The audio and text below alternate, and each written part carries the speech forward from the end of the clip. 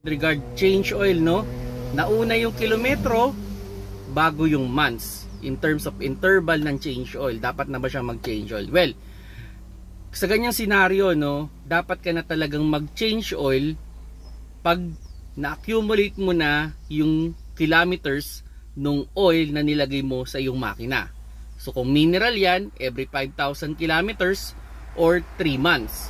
So kung sabihin na natin yung 5,000 kilometers na accumulate mo na siya in 2 months, kailangan ka na talagang mag-change oil. Kasi kung titignan nyo yung oil na sabihin na natin 2,000 kilometers na 3 months versus dun sa 5,000 kilometers na 2 months, mas maganda yung quality nitong konti pa lang yung tinakbo compare dun sa mahaba na talagang tinakbong oil. Kasi syempre, yung oil, mas maraming beses siya nag-circulate sa loob ng ating engine, mas marami siyang time na ginamit, so kaya mas malapot na siya compare dito sa mas kahit sabihin natin matagal ng oil, pero dahil konti pa lang yung oras sa tinakbo niya, so mas maganda yung quality niya. Pero still, no, kung ano talaga yung mauna dyan, kung kilometro ba or months. So again, kung sakali mang mineral yung pinapalagay ninyo, recommended yan 5,000 kilometers or 3 months. Actually, you can extend up to 4 months, okay lang yun.